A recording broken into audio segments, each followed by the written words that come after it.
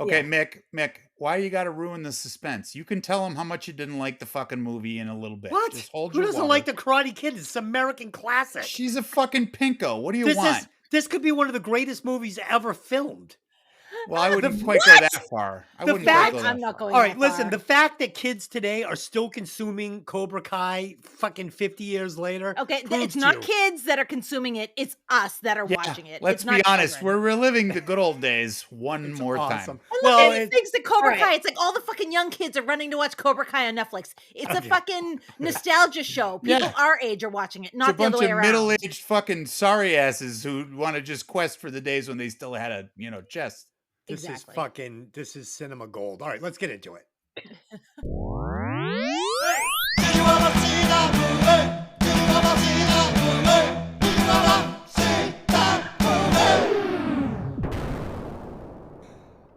Welcome to Hey, did you ever see that movie? I'm your host, Des, and as always, I'm joined by my wimpy little co-host, Lynn.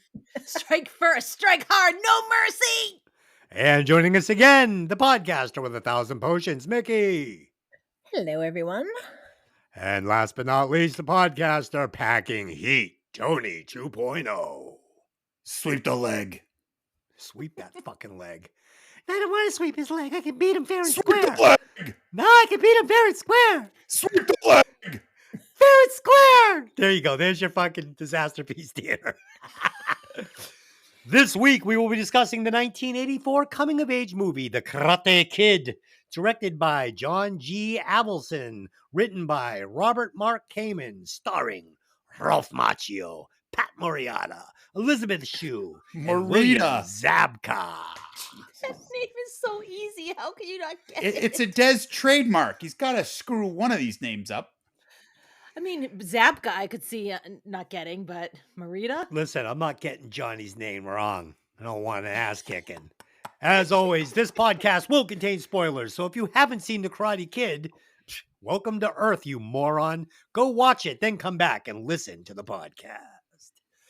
Okay, take a minute to like, subscribe, and share. We all know you won't, so whatever. Fucking cares. We issue the challenge now- anyway. Do it.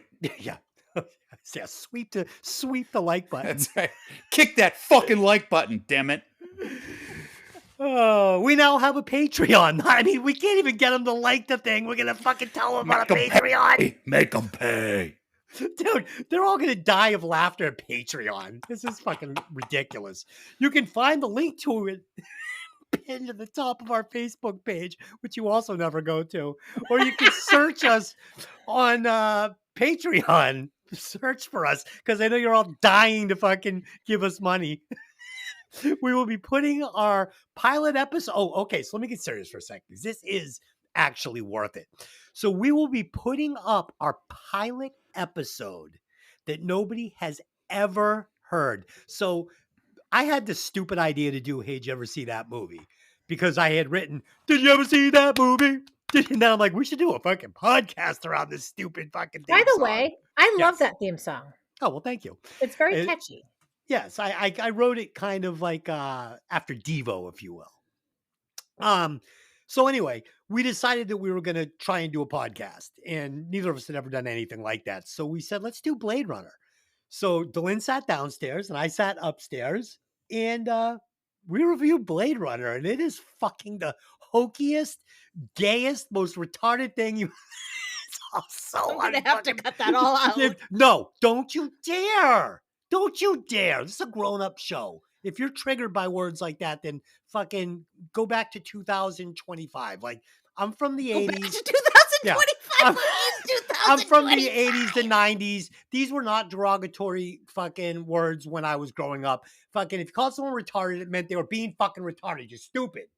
And if you're being gay, it just meant you're fucking being gay. You're being fucking weak ass, weak tit, weak nipple. These didn't mean fucking, they weren't literal words. So just get over it. Yeah, just get over it.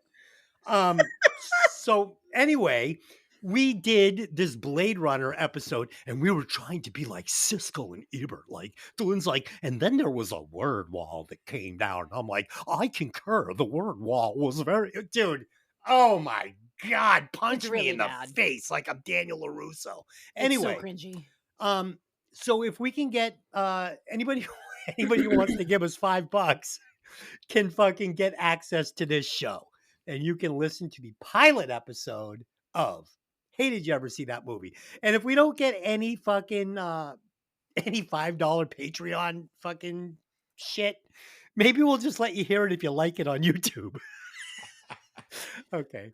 Okay. So there you go. In 2 weeks, we will be returning where we will be reviewing the original Alien with original flavor Nice. Tony. Yes. Looking forward to this one. Nice. I get a break from all the slashing. I can't stand all the slashing. Also, we did have a nice comment from a gentleman who wanted to see us do The Exorcist 2, I think. I might have been Now, 3. was it 3? I'm not sure. I think So I personally have a problem with this movie and with like, I just can't watch these Exorcist movies. I can't watch Paranormal Activity.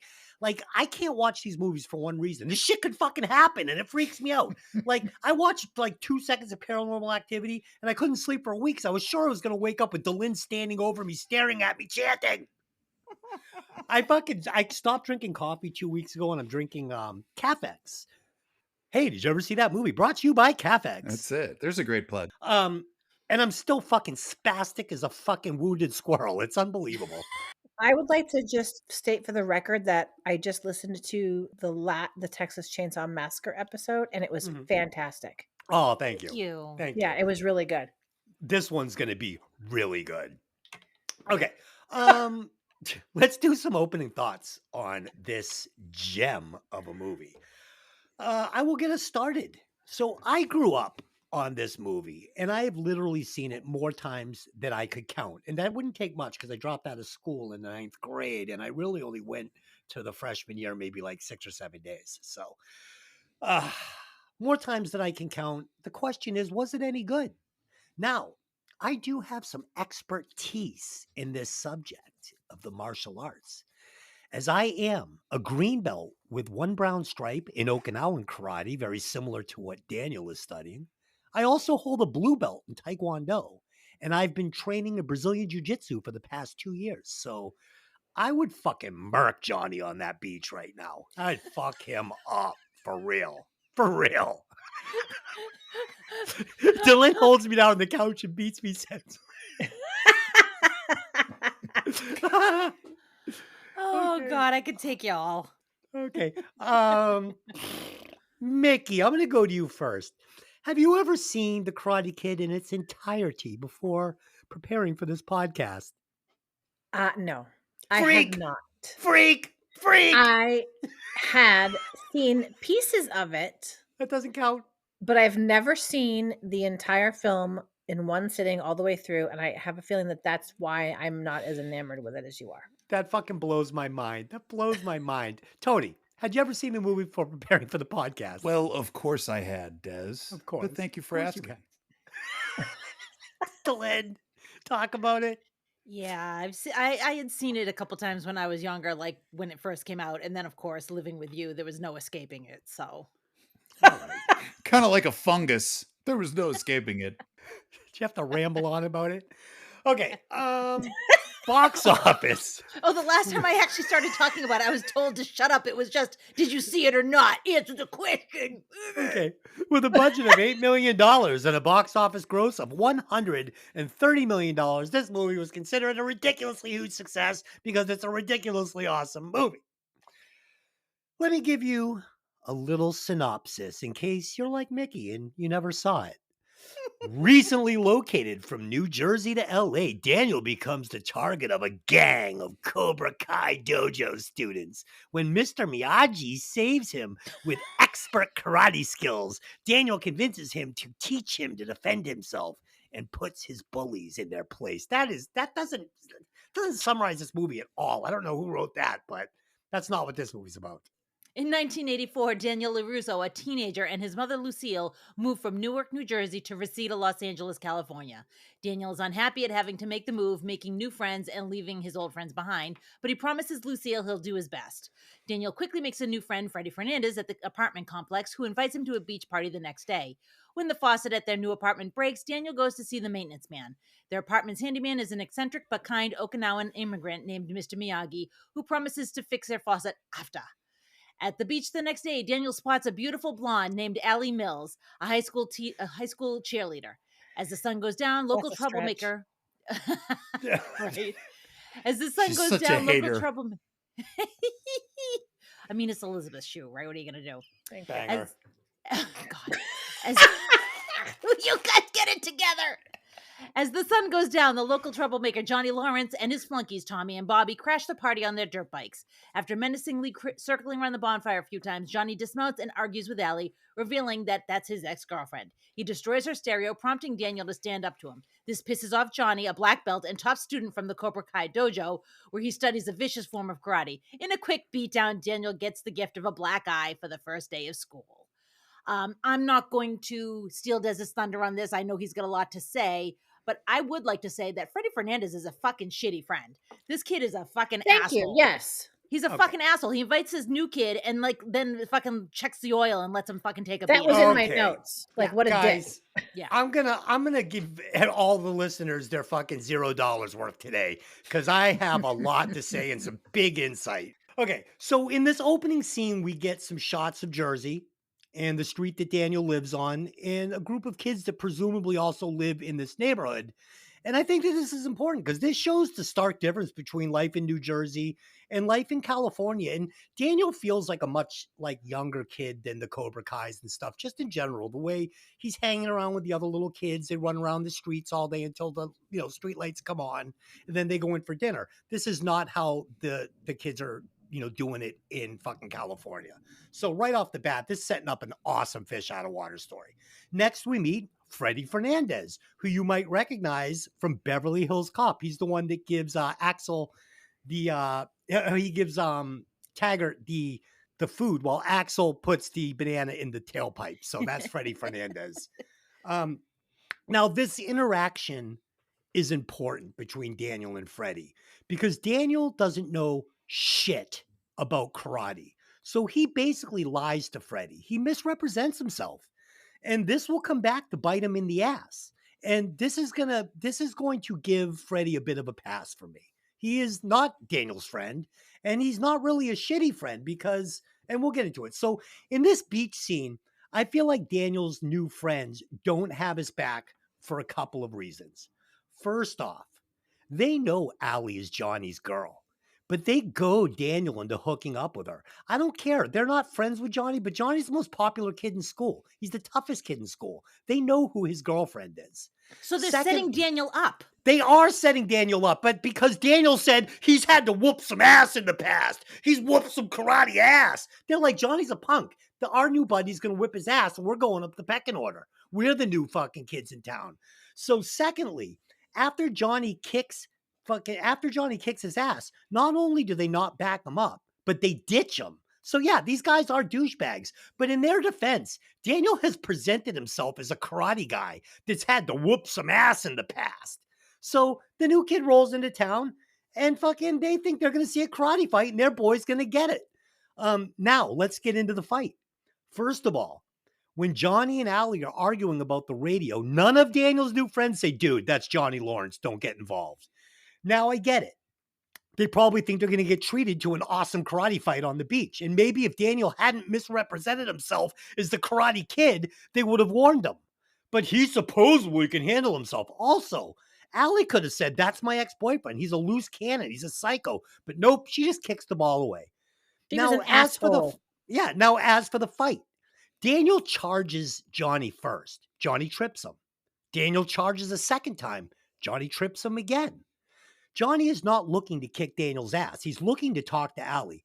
But Daniel comes at him a third time, and Johnny has no choice. He kicks him once, puts him down. Now, this could have ended the fight. But no, Daniel has to sucker punch Johnny right in the nose. And this results in him getting a full fucking ass whooping. Johnny is not the bad guy here. That's just my opinion. Tony, what do you think? I don't think it's a good guy or bad guy scenario. I think it's the idea that they're setting you up for an underdog story, which is exactly what Karate Kid is. This kid, like you said, he talks a little game, but he doesn't have any. He gets his comeuppance, i.e., he tries to do the right thing, right? Everybody there knows that what Johnny is doing is wrong per se, right? From a moral standpoint. He tries to take the high ground, Ralph Macchio, and unfortunately he gets his head handed to him. But then again, like you said, he's also a willing participant. It's not once, it's not twice, it's the 3 strikes rule. He keeps getting up. I'm going to keep putting you down. It is what it is. My other difference too is that it needs to go on for the plot, because unfortunately too, you can't have a good guy without a bad guy. As to who is who, I don't think this scene is there to set up who the bad guys and the good guys are. As you said, he wasn't there to beat up Ralph Macchio. He's there to talk to Allie, right? That was his goal. The other difference is that the way he does it is displeasurable to everybody because he's a fucking jerk. So, that's what you're going to get with Johnny, because that's the way he operates.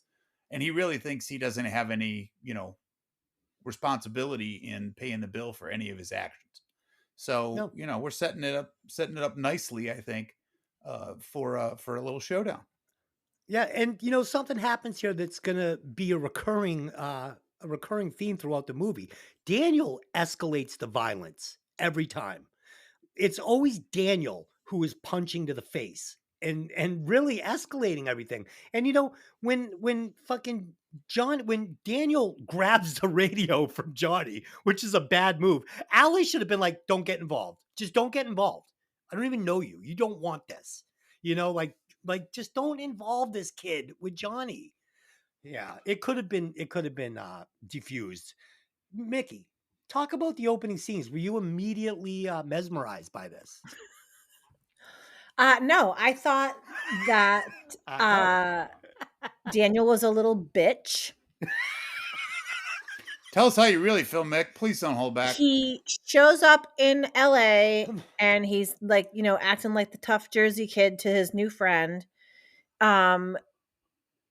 Elizabeth Shue, I don't know why. She looks like she could be his mother's age. Like, there's no way. She shows up in the fucking cafeteria with her 40-year-old haircut and like and her Cosby sweater. God, she's horrible. It's and then the 80s. That's the way we looked. Tony? You were a goth kid. What do you know? It's my turn. Yes, dear. Yes, dear. Elizabeth Shue bothers me because all you can see sitting on the beach is her teeth. She can't act. Elizabeth Shue is that person. I knew it was coming. Elizabeth Shue is that person that that when they talk, they always have spit collecting in the corner of their mouth. That's Elizabeth Shue. She's not Keira Knightley. Look at my teeth. I'm so beautiful. Lick the spit out of her mouth. His friends were assholes. I literally have a note. His new friends leave him. What a dick. Yeah, but they have nothing invested in him. That's the other thing. Nothing. It doesn't matter. And maybe it's because I'm older. But don't you know how kids are? Didn't you grow up? Dude, and they think they're going to see a good fight. Tony, and let me finish my fucking sentence. I did not interrupt you when you were giving your opinion. Zip it.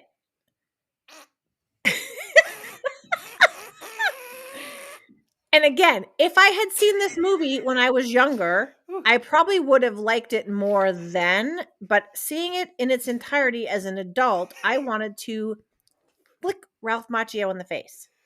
Because he was a little shit. That seems like a very and you're adult right. response. He dear. did. You're right. What? Nothing. Fucking sweating. Please continue. He did start almost everything.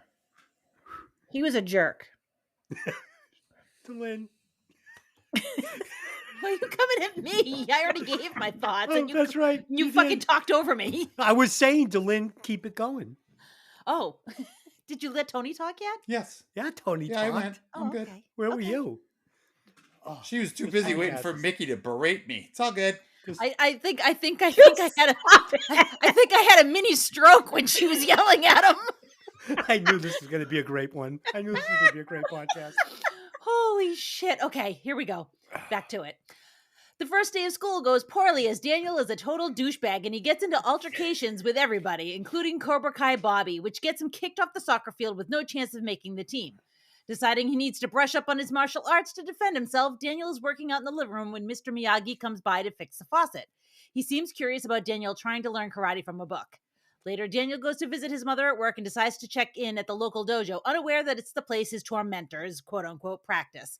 The dojo sensei, an ex Special Forces Vietnam veteran by the name of John Kreese, who's running the dojo like a boot camp, instilling his students with a draconian philosophy he refers to as the way of the fist, which emphasizes ruthlessness, ferocity, and no mercy. When Daniel sees Johnny, Tommy, Bobby, blah, blah, blah, among Kreese's students, he nervously leaves.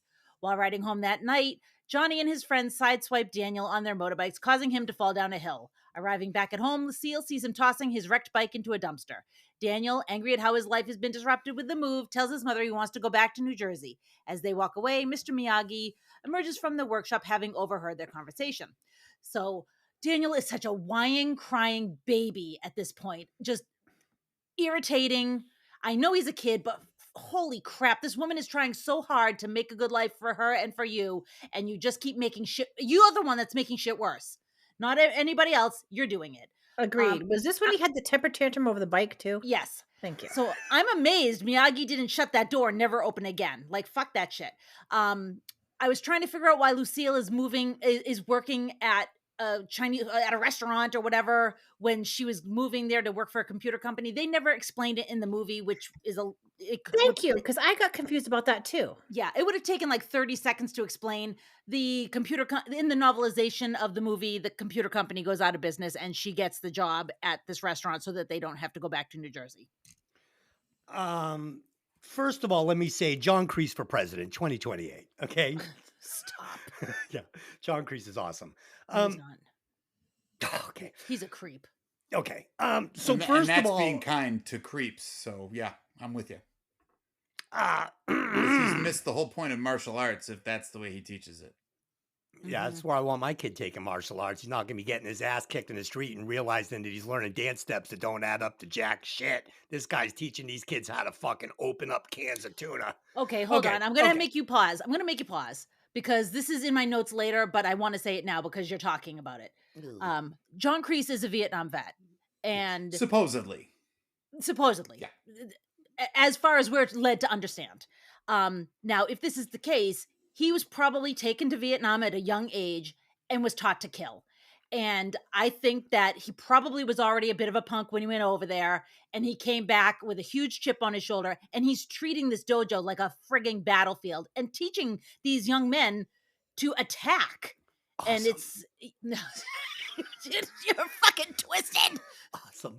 You're twisted. I want that black key. But it oh God. It makes you wonder, because also the funny thing is like you have to think that he probably had a very bad time in Vietnam, as almost everybody did.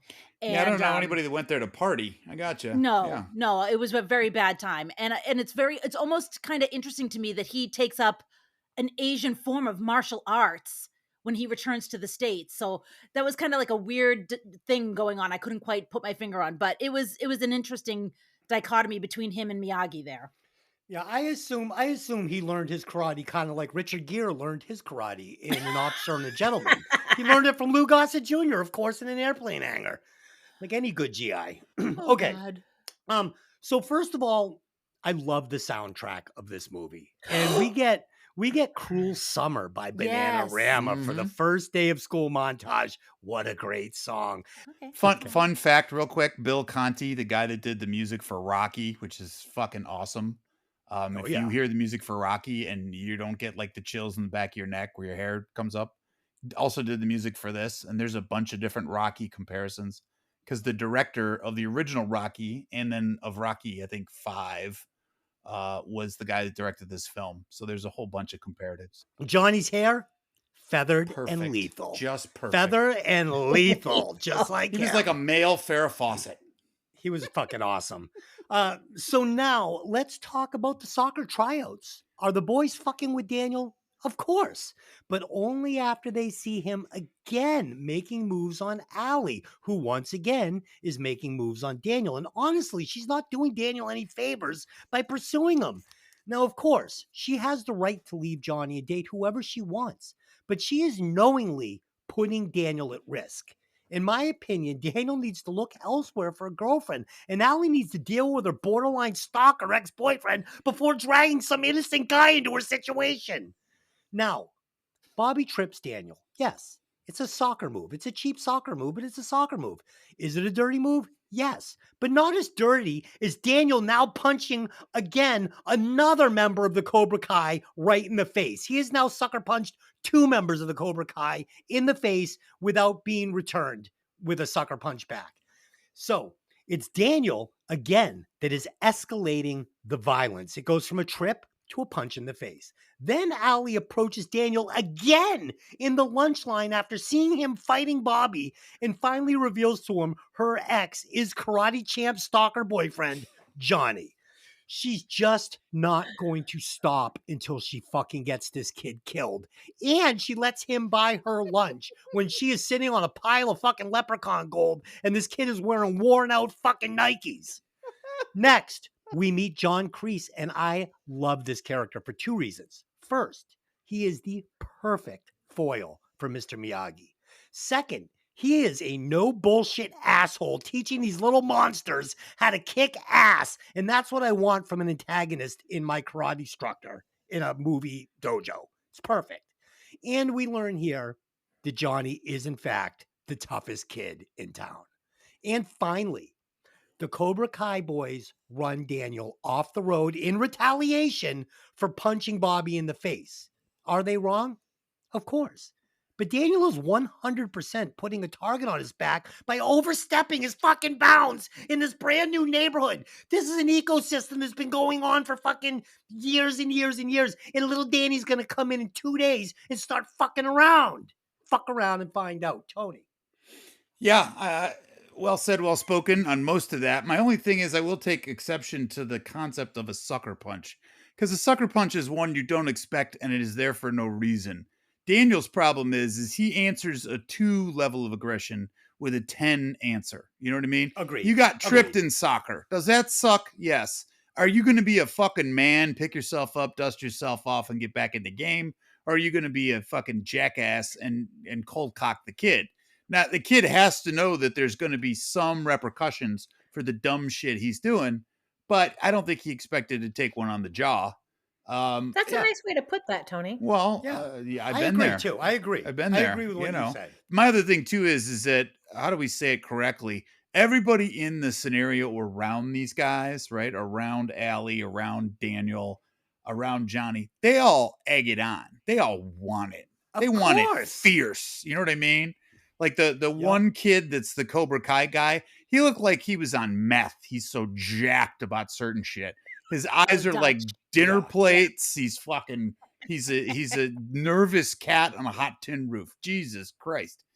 But it's the kind of thing where, you know, we need it for the plot, but it's the idea too that I love Daniel here because nothing personal. He takes no shit. He gives no fucks. He's going after what he wants. He doesn't give a fuck who's in his way. He's from Jersey. And fuck you, surfer dude. I don't need your shit. Fuck your dirt bikes. Fuck your fucking feathered hair and your goddamn pop collars and your funny animals on your shirt. Go suck an egg. Fuck you. Yeah. I mean, building on what you're saying is the concept these days of I'm matching your energy, right? So these kids come at him, and like you said, they come at him with a level of a 2. Daniel takes it to a 10, and those kids are going to match his energy. So, like, that's why you got pushed down a hill.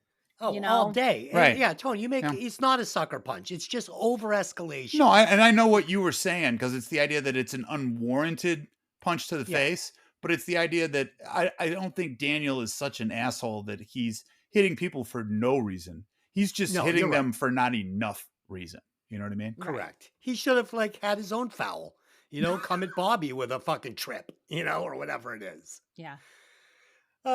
Mikki, think it was a little over escalation on the soccer court there?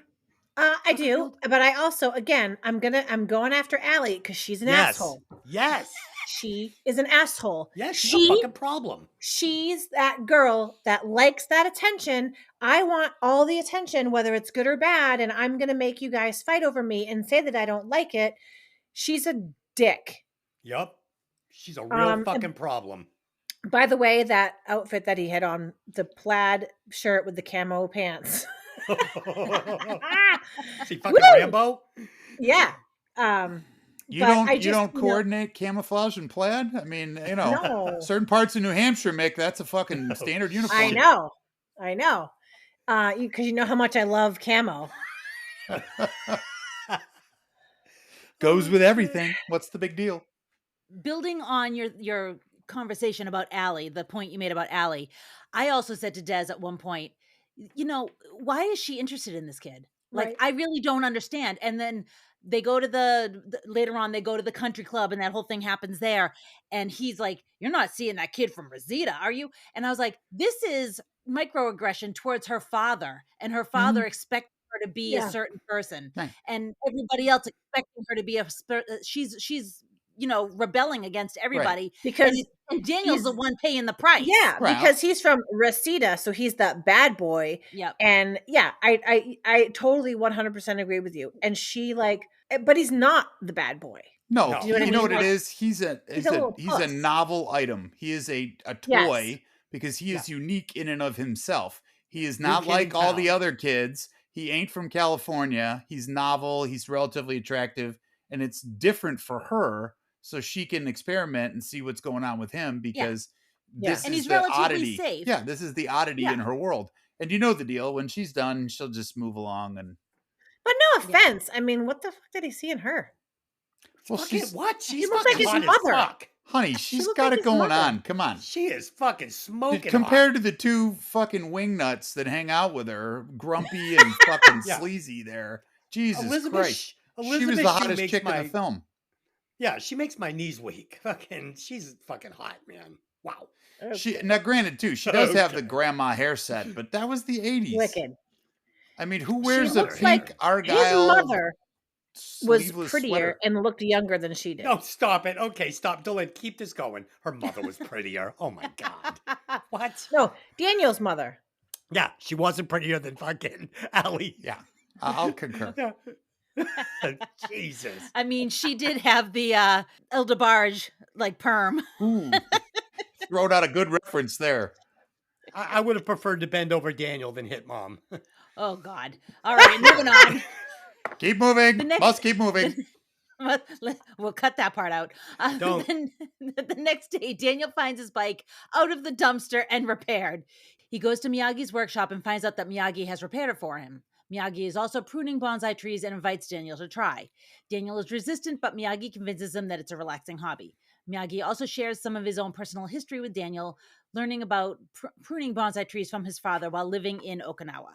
Johnny and his Cobra Kai gang continuously bully Daniel. Allie and Daniel both decorate the school gymnasium for the upcoming Halloween dance. Daniel, however, chooses not to attend. When Miyagi asks him why, Daniel says he doesn't have a costume. Miyagi also senses that Daniel lacks the confidence in himself and fashions a costume for Daniel consisting of a shower head and a curtain.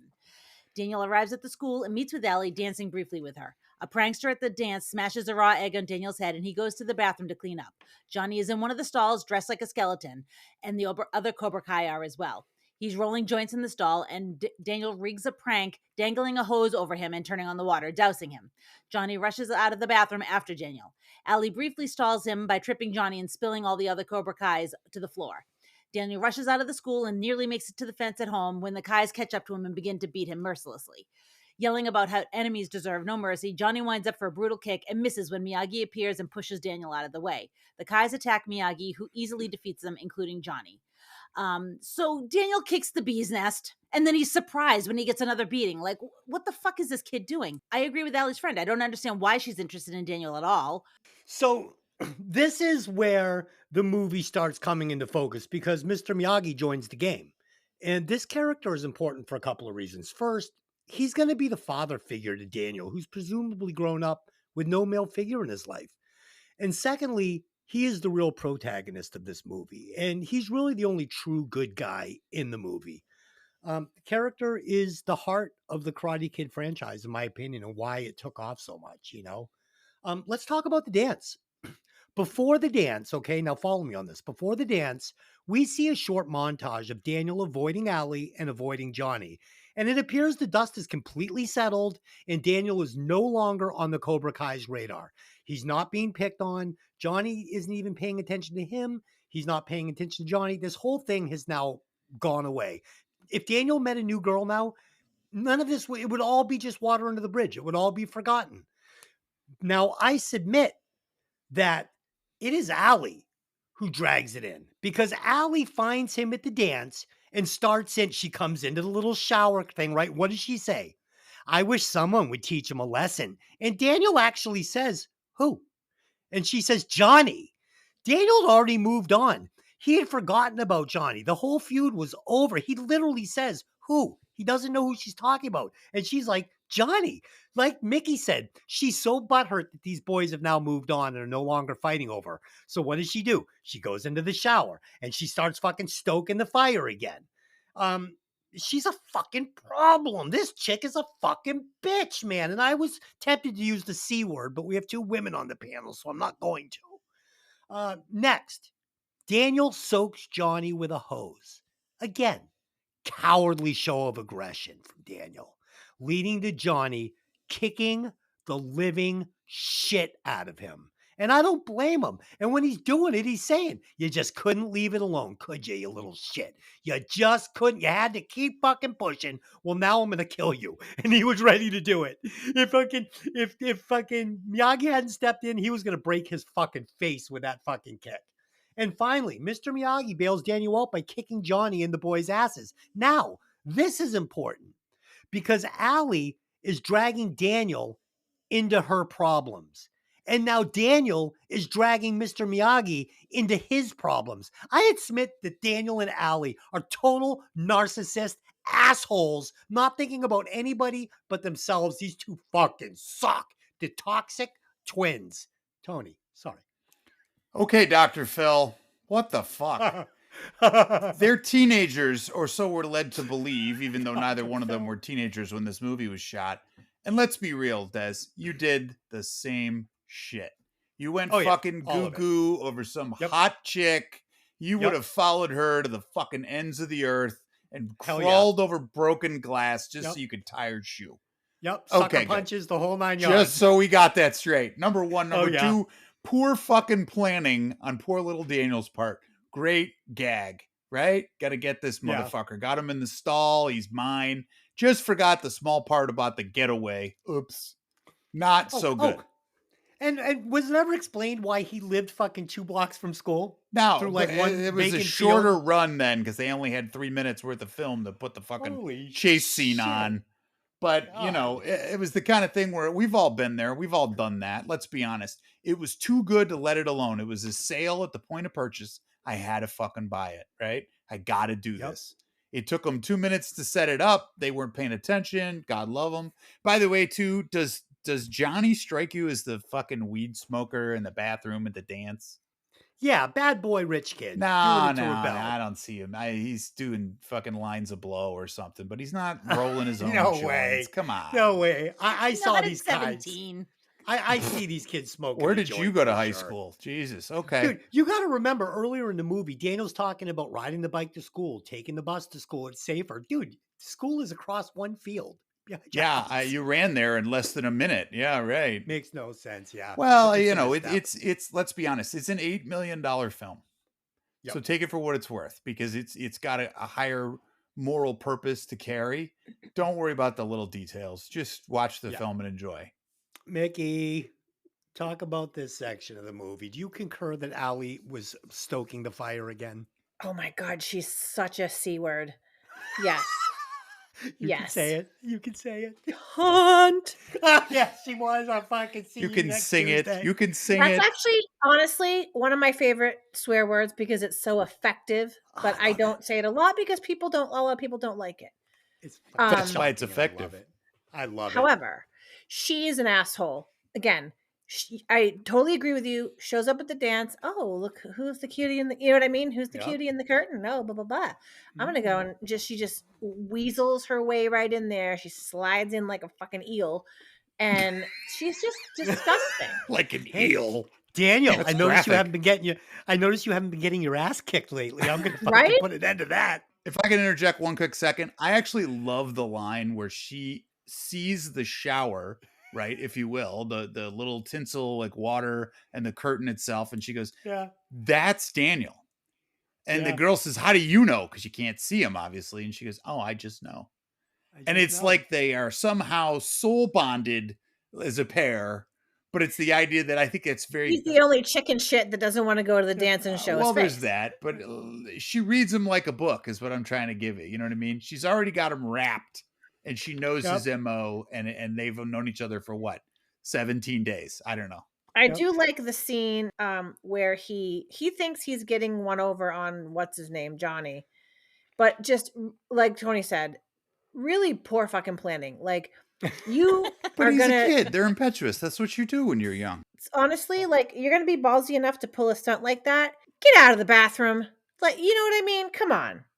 So Mickey, fucking Allie sees that he's done this now to Johnny, and the boys are they're after him. They're gonna kick his ass, but she wants to make sure they're extra pissed. So she's gonna smash them all in the shins with her fucking cane and send them down. So when they finally catch up with fucking with Danny, they're ready to kill him. She's like, "Hey guys, kill him." She's such a douche. Like I probably would have beat the shit out of her if I went to high school with her. Fucking hate her. I hate her. I think you guys are just maladjusted. Jesus. No way. No way. There's some truth to all this. If nothing else, this movie is bringing out some very strong feelings. She's a sociopath, fucking Allie. Hello, it's high school. It's a big building full of young sociopaths. Didn't you people go to high school? Well, Des, I know you didn't go to high school, but that's all right. But I'll tell you, she you know what is funny?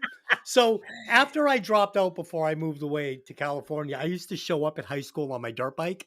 You are so Kelly Leak, baby. Yeah, I got thrown out, whatever it is. And there's people that listen to this show that went to my high school. Nice. So I can't say this without it being true.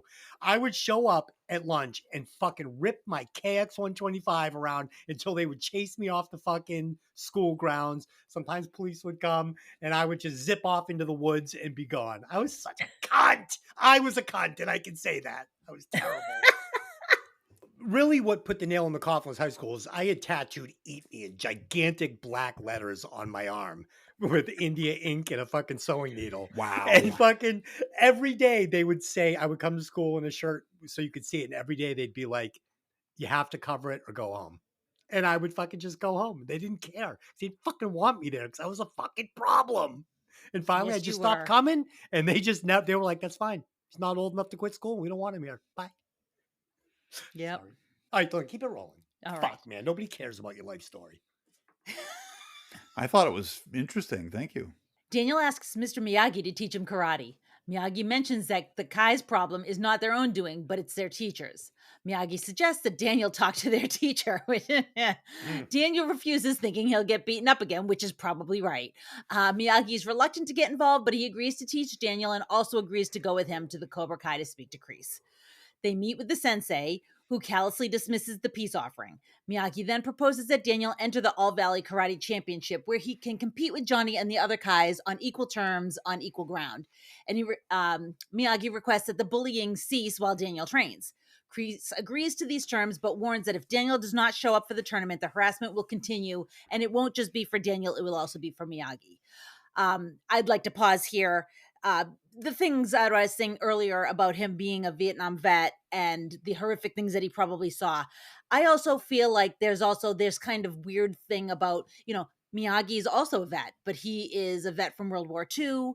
Not that means it was any worse or any better.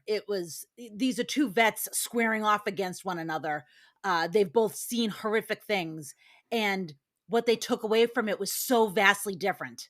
And it really, like Des said, Mr. Miyagi is the protagonist. Daniel is not. Mr. Miyagi. Mm-hmm. Yeah, Daniel is an antagonist along with everybody else in this, every single other character in this movie. Yeah. So I want to also shed some light on how Mr. Miyagi is dragged into this. Okay, so he saves Daniel from being seriously injured. Those boys were ready to really fuck him up and leave him there in that fucking field and not take responsibility for whatever damage Johnny would have done by kicking him in the fucking face. That could have been bad. Could have killed him. So Mr. Miyagi saves him, and then Daniel says, well, you've got to come with me to the dojo and teach me karate. And Miyagi's like, no, I don't want to get involved. This isn't for me to get involved. He goes, well, thanks for nothing then. You got me in more shit. I don't need to carry your weight and my weight. It's like, dude, what? Like, Yeah. Mr. Miyagi isn't chasing tail around and punching people in the face, you little goon. Don't He's a fucking little bitch. Yeah, so he fucking Yeah. gaslights him into helping him. A little bitch. This guy fucking fixes your bike. Fixes your bike. Makes a costume for you for fucking Halloween. Yup. And that's how you repay him by Right, doing but nothing. let's be honest. That's what juveniles do. Okay, because it's me, and the gimme gimmies when you're all of 17, right? You it's don't think in a gross. worldview. You don't look at what right and wrong is. You do what fucking right now is because you only drive the car to the end of the fucking hood. You know what I mean? You're lucky if you make it to tomorrow and wake up and get out of bed. So It's sweaty behavior. it It's is. sweaty No two ways behavior. about it. But let's be real. It's real. It's true to real life. That's what you do in Right. high school. It's all about, having a good time, drinking, partying, playing rock and roll music, and being a dingbat. And Daniel doesn't have a couple of those releases. And even to the point of what Mr. Miyagi gives him, his excuse would be, I didn't ask you for that. Hey, fucko, shut up. Be grateful and enjoy the fact that he fixed your bike, or enjoy the fact that he was kind to you and helped you out, or whatever. Yeah, you'd be getting a nose job without me tomorrow morning. Yeah, they'd be zipping you up in a rubber bag, fucko. Yeah. You'd be having your fucking jaw wired shut for the rest of the summer. So shut the fuck up. Mr. Miyagi should have bitch slapped him and made him fucking prune a fucking little tree. Well, he kind of does. He just doesn't do it in an overt way. You know what I mean? He definitely knocks him down, but it's the idea that he fucking works him hard, and then when the kid kirks out, he shows him, "Hey, stupid! I wasn't doing this just to get free labor." Daniel, prune my little tree. Okay, so this is where That's Mr. disgusting. Miyagi. I know. Look at him. Like a kid. I know. This is where Mr. Miyagi commits to teaching Daniel karate. He has Daniel drive him to the Cobra Kai dojo, which could have ended badly if they got pulled over, got into an accident. But I digress. But I mean, that could have been. It also goes to show you that Mr. Miyagi's a little bit of a juvenile delinquent too. Of course, it also shows that fucking Daniel's mother is a shitty fucking. She's gone for almost all of this. Sucks ass, man. This kid is going through a fucking meat grinder, and mom is like, have a steak and some French fries. MIA. So Miyagi strikes a deal with Kreese, forbidding the boys to fuck with Daniel until the tournament. What does Daniel do? Of course, Daniel will use this to fuck with Johnny and the boys, knowing they can't touch him. He's such a little worm. Hey, Johnny, how's the eye? Hey, Bobby. It's like, I want to kill this kid. Like, the Cobra Kai should have planned a fucking, like, a shadow mission where they all dressed in black and just fucking murk this kid. Fuck him. Tony, talk about it. You got a lot of hate in your heart, bro. You got to exercise these demons, okay? I mean, it's high school. You got to let it go every once in a while. My other thing, too, is let's be real. If you were in Daniel's shoes, you'd be doing the same shit. Because let's be real, it's like a reprieve, You don't worry about the 2-month down the road tournament where they're going to fucking turn you into purple hamburger. You're going to go, fuck that. I got a party. I got a license to kill here. This is beautiful. Daniel shows up to school with like a purple suede fedora and a fucking cigar. Like, That's hey, guys. Fuck you. Hey, Ollie, watch this. Johnny, fuck you. You pussy. I'm the new fucking Don at Woodridge High or whatever the hell it's called. Right. Fucking loser. Hell yeah. And the best part too is you got to love it because it's a classic where Johnny steps forward to like start finishing things and the kid goes, "No, we promised Sensei we wouldn't do that." Sensei. It's like, Jesus like, Christ, dude. Did you have an Sensei. original thought in your fucking head? Come on. Fuck Sensei. I'd punch that kid right in his fucking dick sucker.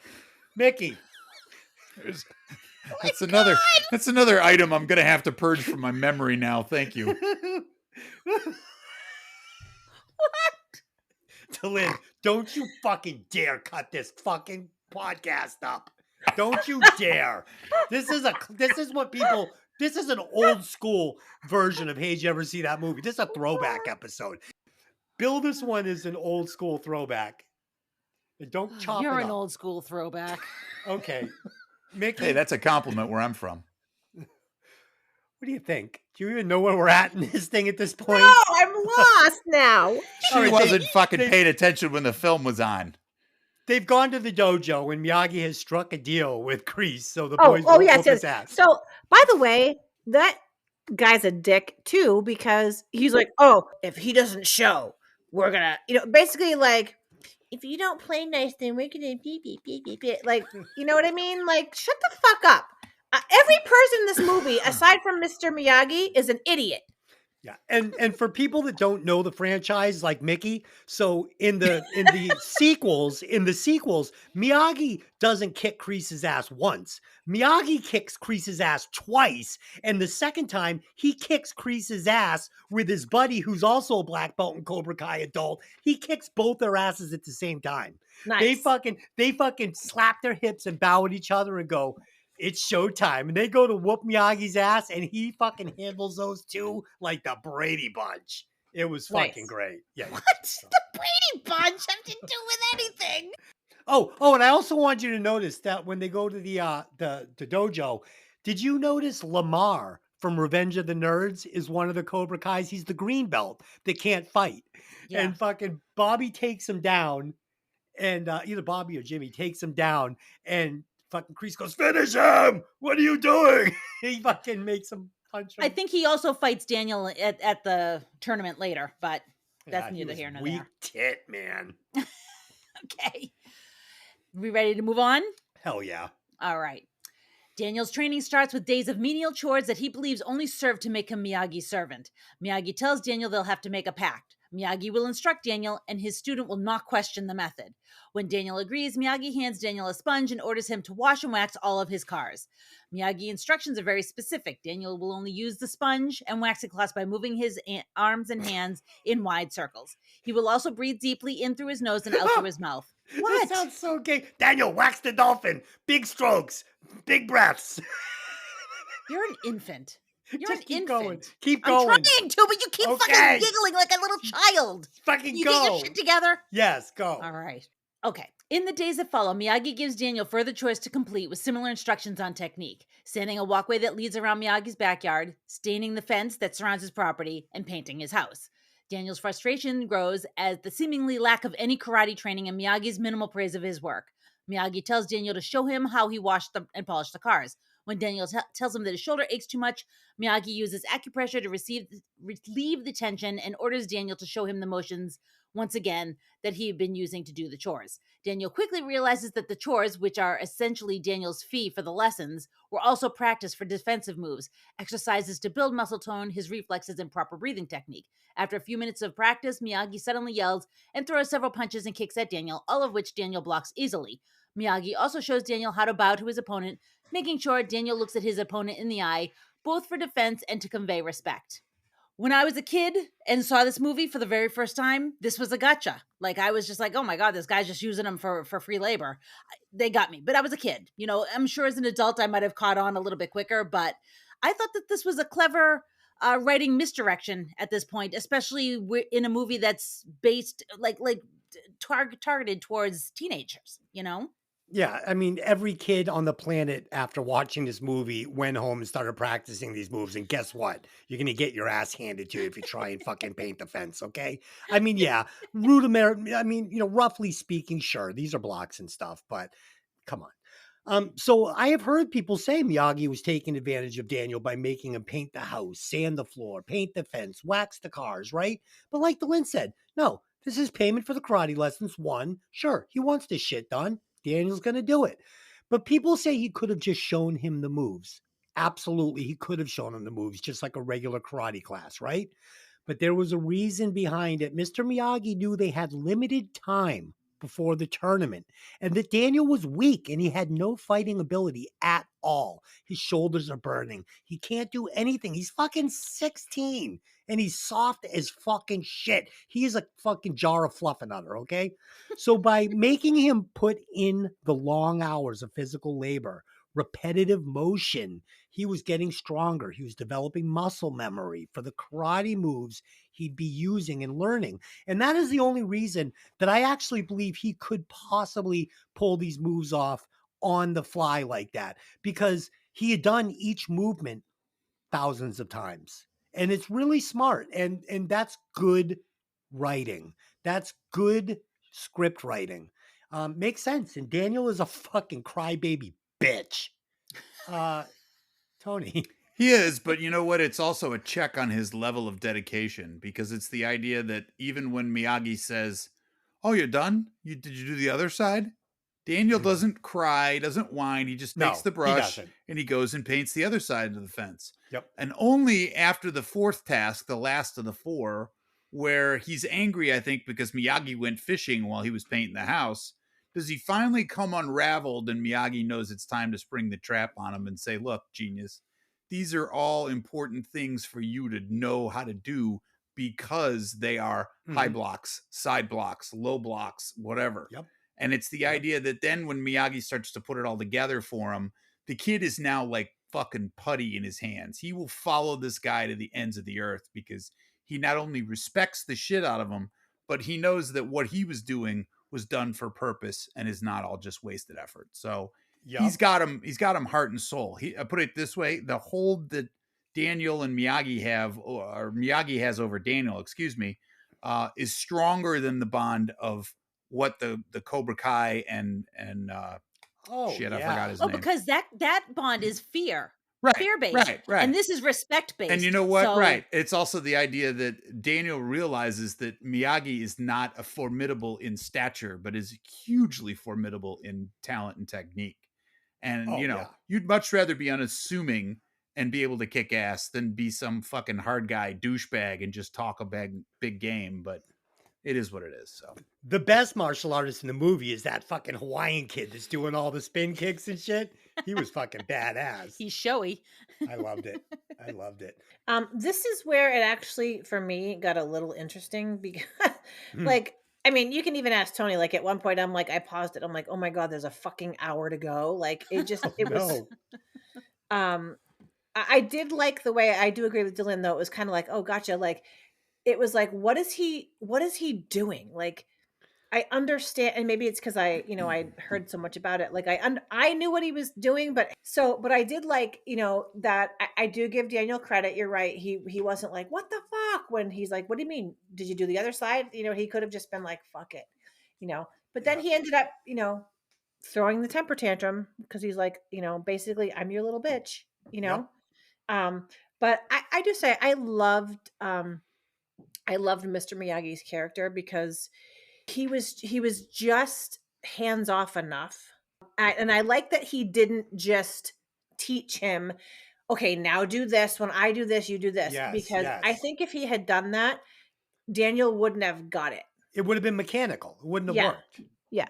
Tony, you made a good point though. Danny is a little bitch, but you're right. He does have balls. He's a little crybaby, but he's got balls. He is like a Jersey dude that comes to California and is like, I got balls.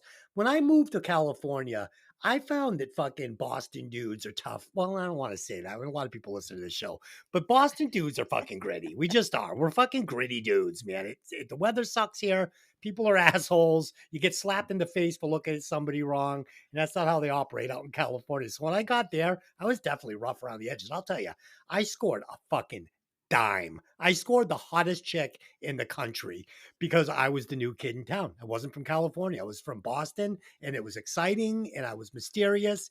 And she fucking was so hot. And then she figured out that I was a total dipshit down the line and I lost her. But I'll tell you what, we had a good time for one glorious year. Okay, she whispers. Oh my God. All right. Their bond develops and Miyagi opens up to Daniel about his life that includes the dual loss of his wife and son in childbirth at the Manzanar internment camp while he was serving with the 442nd Infantry Regiment during World War II in Europe. Daniel also discovers that Miyagi is a war hero, having been awarded the Congressional Medal of Honor. Daniel goes on his first date with Allie. When he arrives, driven by Lucille, at Allie's house, he finds that her parents are quite wealthy and she lives in Beverly Hills. Daniel is incredibly nervous and embarrassed, especially when Lucille's car won't start and they have to do the push start. Oh. I know. Oh, God. However, the date with Allie goes relatively well. Through Miyagi's teaching, Daniel learns not only karate, but also important life lessons such as the importance of personal balance, reflected in the principle that martial arts training is as much about training the spirit as it is about the body. Miyagi has Daniel work on his defensive techniques and learn physical balance by standing on a beach and trying to stay upright against the large, strong waves of the ocean. When Daniel comes out of the water, he sees Miyagi standing on a post down the beach. Miyagi is practicing a move where he lifts his arm and one leg, but kicks with the other. When Daniel asks him what the move is, Miyagi calls it the crane technique, saying that if it's performed properly, and an opponent will have no defense, setting up some nice foreshadowing. I will say that Daniel gets a nice bit of character arc here. The time that he spends with Miyagi when Miyagi is drunk and talking about his wife and puts him in bed.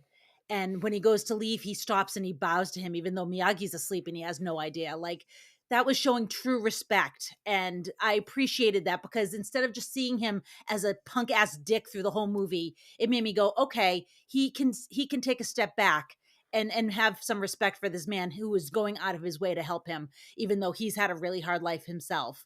And also, I would like to mention that the scenes with Daniel in the ocean, and then also later when he's practicing by balancing on the boat, this is golden hour perfection. That like glistening water from behind with the sun, like they hit those golden hour just perfect. Like, it looks so good. It was really nice to look at. If it was a music video, the music behind it would be Wham! Wake me up before you go. Okay, it's odd. Then the crane. Let's talk about the crane before I get started. The crane. Okay, so you're up on one foot with your other foot up above your knee, both hands up above your head. Like, it's the most like vulnerable pose you could strike. And we all know that Johnny knows the sweep. Like, no, you're not going to rush in. You're going to sweep the one leg that is touching the floor, or you go for a takedown. I wrap that leg up. I drag that bitch to the floor and choke him out. Okay, now this section of the movie where Miyagi opens up to Daniel, very important, because again, it gives this movie heart. It adds a layer to Mr. Miyagi's character, like Delin said, that elevates the character to another level. You know, I mean, we're going to get his fucking origin story. We're going to see that this man has lived a hard life, and, you know, and, you know, they always say this about your parents. You think that, you know, they just started like living when you were born. No, these people have lives. They were young too once. He was Daniel's age. And I like that. I like that a lot. And it elevates the character. It elevates the bond between Miyagi and Daniel. And it elevates the bond for me, the viewer, because I start believing in this friendship at this point in the movie. I finally am like, all right, I'm in. I'm getting a little choked up. This is really nice, you know?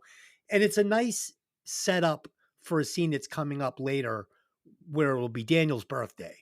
And it just makes that scene hit so much harder. Let's talk about the date. It's total cringe seeing the class difference between Daniel and his mother and Allie and her stuck-up family. But here's the problem. Allie is willing to look past it. Daniel throws a little fit and ruins everything. He is insufferably immature. It's not fucking Allie's fault that your mother is a shitbag. Okay? It's not Allie's fault that you're poor. It's not Allie's fault that her friends want to go out and spend time with her and have even invited your little fucking punk ass along. Even though Johnny hates you and the Cobra hate him, they're like, you can even bring Daniel along. But Danny can't let fucking dead dogs lie. No, fuck you, Johnny. You can't touch me. Miyagi said so.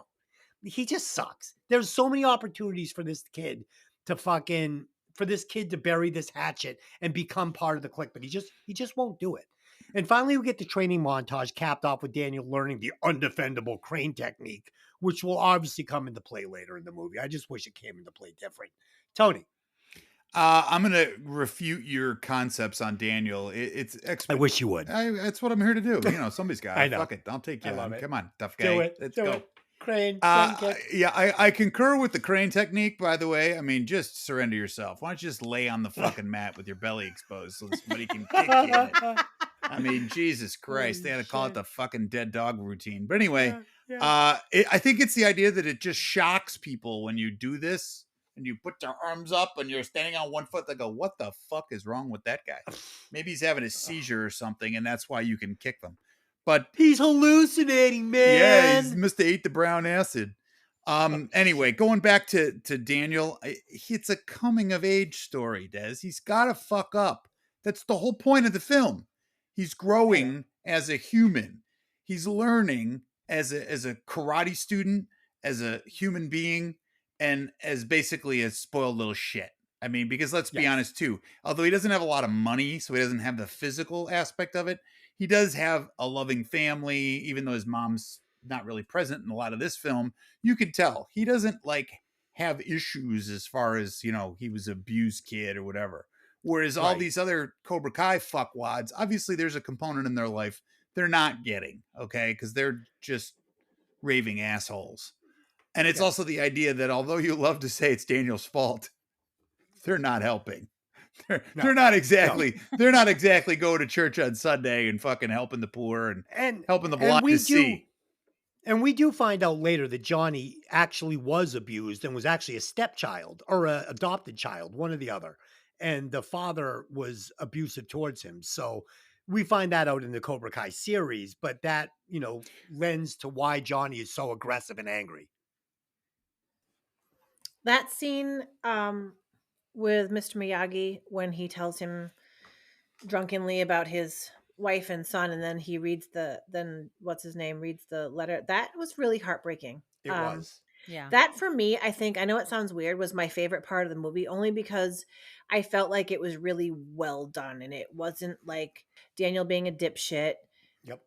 It was very heartfelt, and I thought Mr. Miyagi, I know my heart broke for him, Mine too. He's the most realistic character in this whole movie. And I really, really like that scene. The date, again, it would have been fine, but then Daniel had to go and be a little bitch again and get all like butt hurt. I didn't like Daniel as a person. I didn't like his character as a person.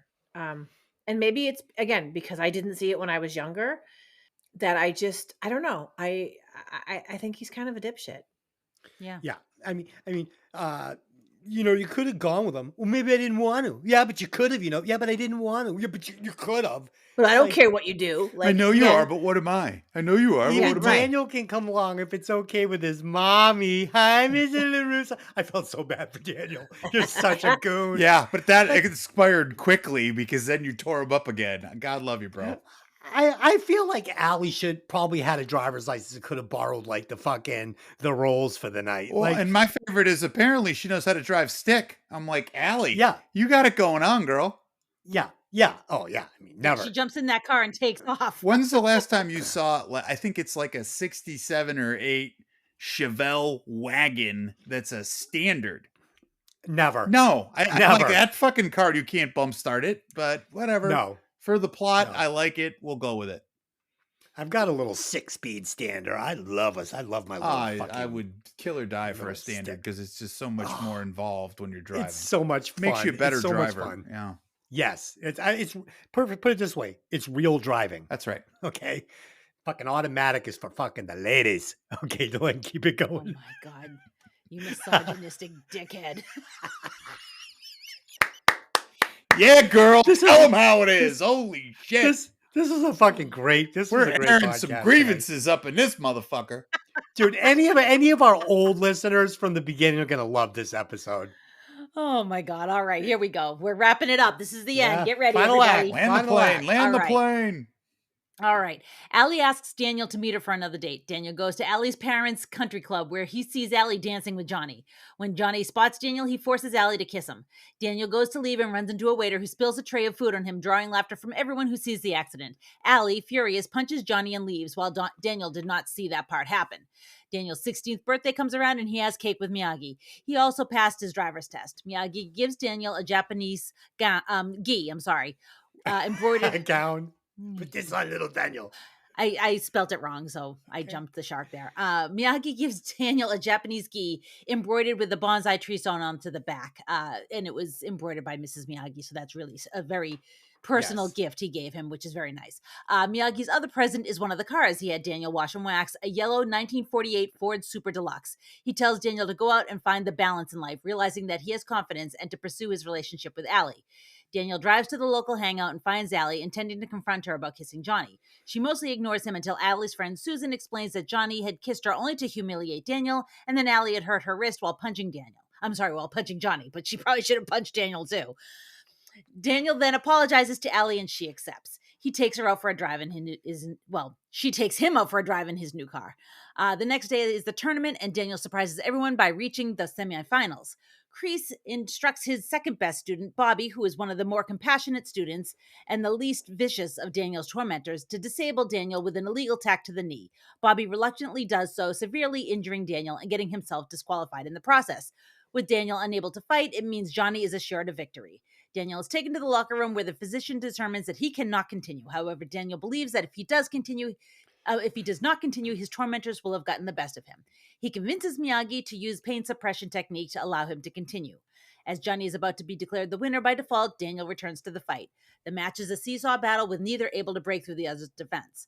The match is halted when Daniel uses a scissor leg technique to trip Johnny, delivering a blow to the back of his head and giving Johnny a nosebleed. Kreese directs Johnny to sweep the leg, and it's an unethical move at its best. Johnny looks horrified at the order, but reluctantly agrees. As the match resumes and the score is tied 2-2, Johnny seizes Daniel's leg and deals a vicious elbow blow, doing further damage. Daniel, standing with difficulty, assumes the crane stance, a technique he observed Mr. Miyagi performing on the beach. Johnny lunges towards Daniel, who jumps and executes a front kick to Johnny's face and wins the tournament. Johnny, having gained newfound respect for his nemesis, presents the trophy to Daniel himself as Daniel is carried off by an enthusiastic crowd while Miyagi looks on proudly.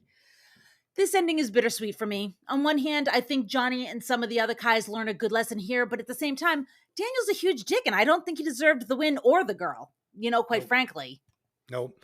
So three things here. One, Kreese identifies that Miyagi's karate is like so much more legit than all these little McDojos in the valley. Like he can identify that Daniel is on another level from these kids, even with his 3-month, even though Johnny's the 2-time All Valley champ, black belt, fucking been training for years, fucking Daniel's karate is superior. And Kreese knows this, and that's why he is going to try and take him out so he can maintain the grip on the valley. 2, how about that white suit Daniel's wearing before he gets the spaghetti fucking tossed on him? Great call by the director. Loved it. And 3, the car. He picks the fucking gayest one, the big yellow banana. There is a black car. There's a black fucking mobster car that like fucking Lucky Luciani would have driven. And fucking Daniel's from Jersey. He would have loved that. He'd have been like, I want that fucking black car. But he takes the fucking bananas. So for unknown reasons here, Allie and Daniel resume this train wreck of a relationship, which unsurprisingly results in Daniel eating another giant bowl of shit, just like every single time they get together in this movie, right? Yeah. Next, Daniel gets the golden banana car for his birthday. And honestly, this scene between Miyagi and Daniel, it's really touching. And it touches me every time I see it. No pun intended. And the on-screen chemistry between Ralph Macchio and Miyagi, Mariota, whatever his name. Pat Morita. Mariota. Marcus Mariota. Quarterback for the Titans. Yeah. Very good, Tony. Thank you. The chemistry between these two actors on full display here. These guys really gel well together. It's such a great on-screen pairing. Next, Daniel hunts down Allie to again continue this pursuit of this toxic relationship where he's going to gaslight her into giving him yet another chance. I mean, God, man, let this fucking thing die already. This girl isn't good for you. And I want to point out that the sequel starts, part 2 starts with him coming home after the prom. Allie has crashed the yellow banana car, totaled it, and has dumped Daniel for another guy. Okay? So these two suck. She is a toxic bitch. Once he has done her bidding and spent the summer taking ass lickings to get rid of Johnny, she's on to the next guy. Fuck you, Did Danny. you say that right? Yellow car?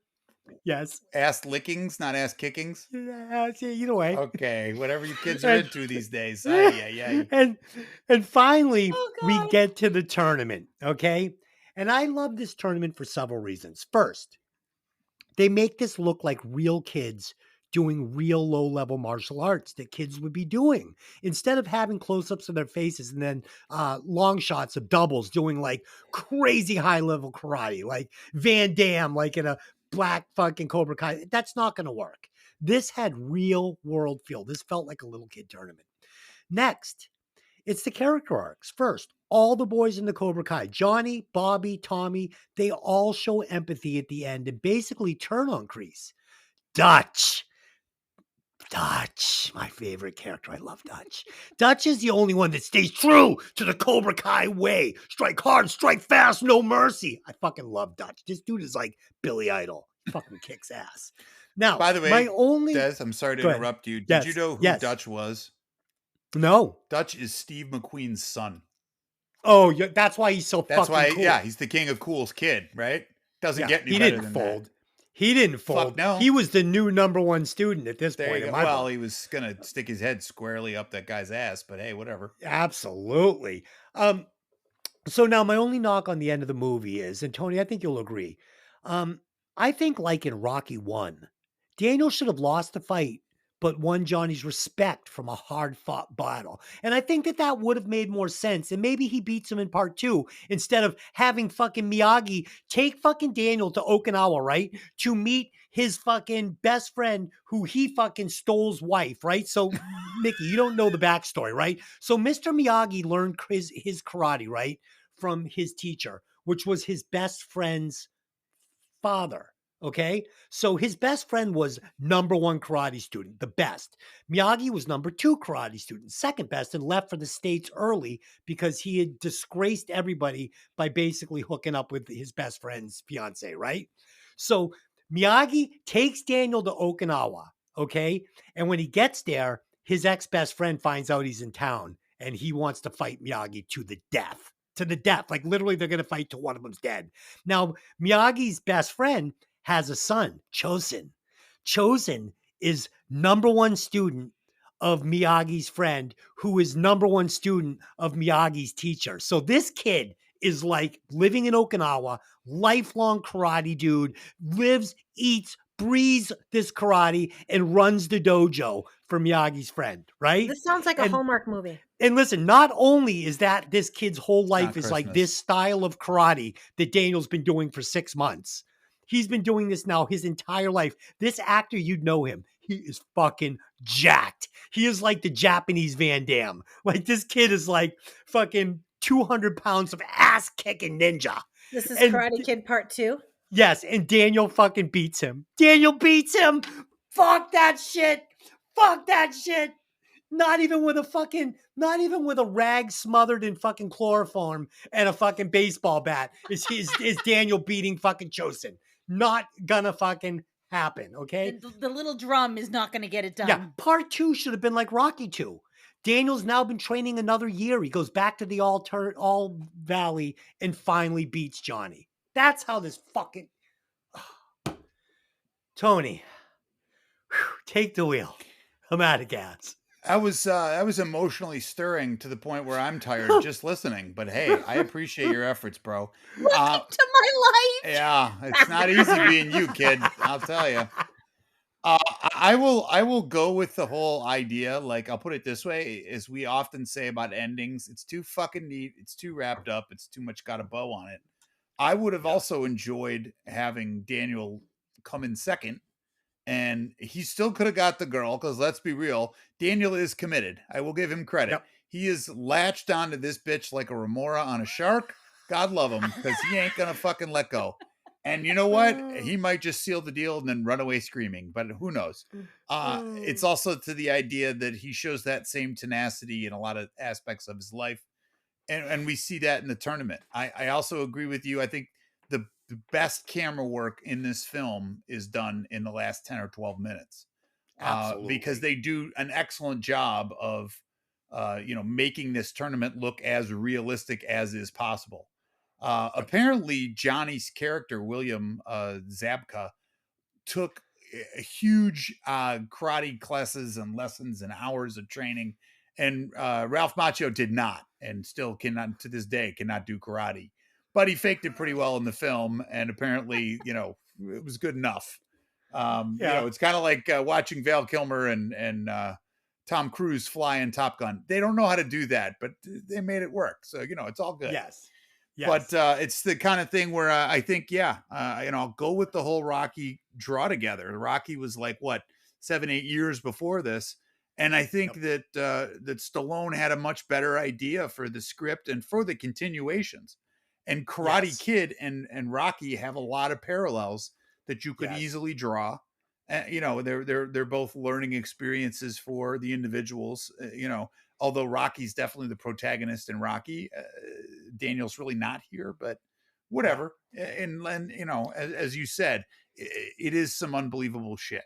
You know what I mean? I think the difference between the two is that Rocky is made for adults and the Karate Kid is made for kids. Well, yeah, sort of. But I also think that you know, Daniel needs to be a fuck up in this movie at a lot of spaces, because a lot of the movie is about his growth, right? Yes. Whereas Rocky doesn't really grow in Rocky. He just finds a way to circumvent, you know, I got to improve my situation. Instead of being a, you know, collector for the mob, I'm going to become a pro boxer, and I'm going to, you know, I'm right, Rocco. Hey, you grew. We put on 10 pounds for the fight there. Mickey, part 2 starts with them in the parking lot after the tournament, and Johnny is there with the Cobra Kai kids and John Kreese. And Johnny's saying, I got second. That's pretty good. And Kreese is like, seconds for losers. And he breaks the trophy in half and puts Johnny in a choke and starts choking Johnny unconscious while the rest of the Cobra Kai kids try and like get Kreese off him. And Kreese is like punching the other kids down. Wow. And he's choking Johnny out. And Miyagi comes in and saves the day. Is it still the same actor, Martin Kove, as Kreese? Yes. Really? Yep. He is like the archetypal fucking badass shithead fuckwad. Sadly, talk about getting stereotyped in the worst role ever. But he does play it well. But he did it well. Yeah. Well, I have to disagree with you on the car scene. I thought that was totally unrealistic. Like, he's known him like 6 months, and he's going to give him a car. Well, he did paint the house and come do the on. fence. I mean, he did a lot of work. He did like $10,000 worth of labor. He really did. He did like 10 grand worth of labor. I don't buy it. But anyway. Not only that, but as you can see from the dirty cars sitting in the fucking front yard, it ain't like Miyagi's driving any of them. He didn't even have a license, so. I felt that the tournament was short and not believable. And, you know, Des has been sitting here saying the R word through the whole thing. So I'm just going to say that there's a couple scenes during that tournament where Daniel's like, and he looks like he's a little special. And then it, like, see, but that's not how I'm using it. And then the movie abruptly ends. It just fucking ends. It does. That's it. It does. It literally just stops. But it's almost like Back to the Future, where it goes, you know, you're like, where are they going? Well, you're going to find out. John Kreese loses his mind and starts beating up his students. Okay. So that's it. Have we broken down the Karate Kid sufficiently for everybody? I think so. Okay. All right. So there you go. I hope you guys enjoyed. Who's editing this? Me. Glenn. Oh, I'm sorry. Yeah. Don't expect it till this weekend. We're going to apologize ahead of time because it's going to be brutal. I hope everybody enjoyed our discussion on the Karate Kid. And now we're going to go over to the recasting couch. I am going to recast a very wimpy, scrawny, unbelievable Ralph Macchio with a young Matt Dillon. I knew he was going to say that. So, a little, but also, you know, thin, tall. You know, I mean, I not Sean Penn. I was going to say, I thought for sure it was Sean Penn. No, too tough. By the way, you know, Sean Penn did read for Daniel. No. Sean Penn could have been Johnny. He's way too tough to be Daniel. Now, I think Matt Dillon, if you nerd him up a little bit, because, you know, Rusty James, Rumblefish, he can play a fucking fighter. And you could probably wimp him up a little bit. And I think he'd be a great Daniel Larusso. More believable. You know, Robert Downey Jr. I mean, pick one. Just somebody with a little bit more meat on their bones. Daniel's a toothpick. Fuck him. Tony, recast it. I actually went with Eric Stoltz. I wanted somebody that was a little out there. He doesn't really give you the Jersey vibe, but I think he's you know, he's kind of dorky, he's kind of out there. Stana has his shit, you know, not really hardwired. And then I went with the best Allie ever, Phoebe Cates, because fuck off. You just stole mine. That's because let's be honest, if you've ever seen movies of this genre, that was the top of the pops, baby. Tony, Eric Stoltz, one of the best recasts on the history of the show. He would have slid in as Daniel LaRusso. Oh, it would have been so good. It would have been so good. So Eric Stoltz. Eric You're too Stoltz, kind. everybody. You're I too do like kind. Eric Stoltz. I do like Eric Stoltz. I chose Phoebe Cates or Ali Sheedy for Ali Ali. Sheedy. Yeah, Ali Okay. Sheedy. Fine. I like it. Yep. I like it. I like both of them. Delin. Yeah, I also recast Elizabeth Shue, and I picked a woman named Deborah Foreman, who is the lead in Valley Girl with Nick Cage. Do you remember? Yes. Yeah. Yeah. Yes. Yeah. I Little think bit of she an would unknown. have Yeah, been she had a but I little think she something was going on there. She was all She right. would have been perfect. pretty Yeah. blonde, Mhm. Californian, Yeah, just the right flavor. she had the whole California thing down to a T. Yeah. Exactly. Yeah. Dude, like anything like Nick Cage deal, no, it doesn't work. And even Matt Dillon, no, it's Eric Stoltz. That is the only other person that could do it. I want it. I want I that love movie. Eric. Okay. Well, that's okay. They didn't want to put Pat Morita in this movie, from what I read about, because they thought he was too much of a comedian. And basically, that stems from his job at Happy Days, where he is Yeah. Oh, Arnold. right. He was Arnold. Arnold. And they thought that he wasn't going to be serious enough. And I'm like, this motherfucker is serious as a heart attack, but As a whatever. heart attack. Whatever. Who did they have any other actors? They in had a mind? guy named Toshiro Mifune, who is a very famous Japanese actor. Oh, I've heard of him. Yeah, he Hmm. was in The Seven Samurai and a bunch of movies in the 50s and 60s that were all hugely acclaimed. The problem is Mifune doesn't speak English. So it would have been Oh. really kind of tough to get an actor who had no speaking to English. Yeah, that would But I think Morita, you cannot touch that guy. He started his own category in film characters when he did Mr. Miyagi. Yeah. As if we'd end the movie like that. Yeah. Let's do the Scooby-Doo ending. Good call. Absolutely. All right, and now it is time for the alternate endings. And I'll get it started. I've got a great one. In the final match, Daniel sets up to do the crane, but Johnny easily counters this gay move and knocks Daniel out cold with a hard spinning kick to the jaw, knocking out his front teeth and knocking him unconscious. Then Allie runs into the ring, calls Daniel a pussy, and throws her arms around Johnny. They date for the rest of the summer until she cheats on him with Freddie Fernandez, leading to the Cobra Kai kicking his ass. The end. Oh my God. I laughed. I Oh, cried. Jesus. I won an Oscar. It was great. There it is. There it is. Tony, do you have an alternate ending this week? No, you know the worst part? I took a brain vacation apparently, and I got my That's fine. recasting and then totally forgot about the ending. So That's fine. We're at an hour 41 minutes. okay. Mickey, did you write?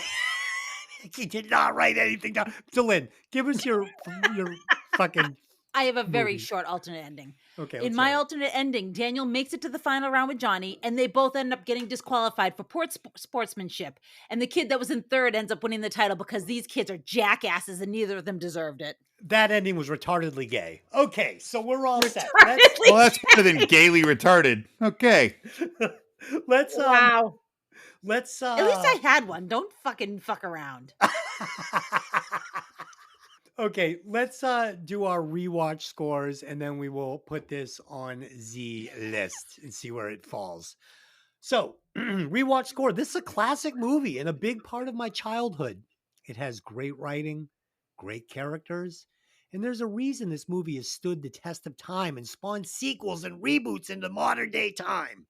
So, my rewatch score for The Karate Kid is a perfect crane kick. It's a 5. And if I didn't give it a 5, I'd have to kick my own ass. Tony, go ahead. Wow. Let me clear my throat. I love you, and yet I'm not sure how to respond to this. I gave it a solid 3-0. I think that Okay. the biggest problems with the film basically are that it didn't really stand the test of time. The reason they have to do spin-offs and sequels is to modernize, because unfortunately the 80s were a time that you cannot ever replicate. I love the film for what it is. Unfortunately, it's like a break glass in case of emergency movie, because it doesn't, you know what I mean? I don't want to watch it 48 times. You know what I mean? It doesn't have that allure for me. It's not that. I hate to use the phrase, but it's not Roadhouse. It's not Tombstone. It's not that comfort film that I can go to and watch hundreds and hundreds of times and quote lines and empathize or sympathize with the characters and insert myself into mentally or whatever you want to, kind of move it as. It's a great film. It has a lot of poignant points. It's pretty well shot and cast. And it was a huge hit. And then it did, as you stated so eloquently, a shitload of other business for that studio because of the idea that they took it other places. Some of them good, some of them bad, but it is what it is. But I gave it a 3, and I'm good with that.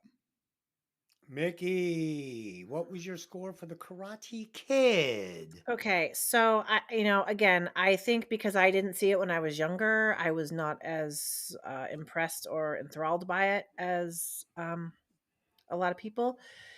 And I'm sorry, I'm probably gonna give it a 2. A 2.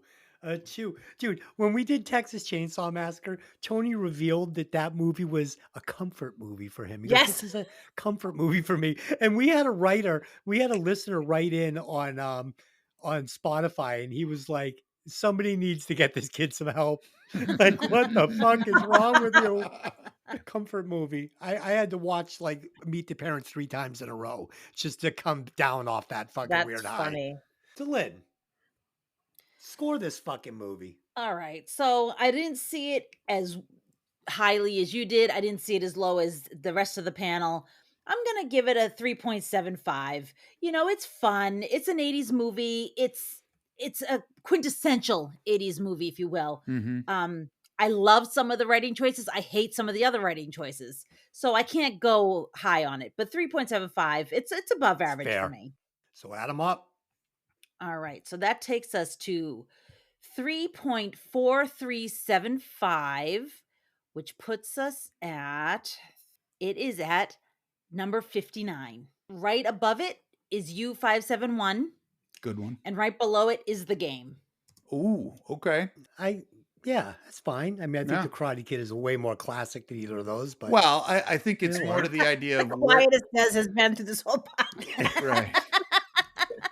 He hasn't shut up once. Now he gets the thing. He's The introspective. movie at 59, and he's like, "Oh, what position is Neighbors at? oh God, really?" It's always about neighbors. I'm just curious. 85. 85. So the original Neighbors, John Belushi, Dan Aykroyd. If you're a listener on any platform, YouTube, Don't waste your time. Facebook, shut up. YouTube, Facebook, Spotify, wherever. Please just give us your rewatch score at 1 through 5 on Neighbors, the original. Okay, I want to know the consensus. Why was there a Neighbors 2 or something? No, but Okay. there was Neighbors with Zac Efron and Zac Oz. Efron. Are you yes. fucking Yeah, kidding? yeah. Oh, really? It wasn't a spin-off. Oh, okay. It was completely It's different. just They named the same time. Gotcha. Oh. Okay. It was actually Almost pretty lost funny, my though. Shit there. Okay. I will It was say a- though, thank you guys, because I never would have watched The Karate Kid aside from doing this podcast. So I can now say that I have seen it like in its Yes. entirety. Yeah. You got that It's a going good- for you, For Mick. better or for worse. If nothing else, you got that going for you. Okay, so that's it. We'll be back.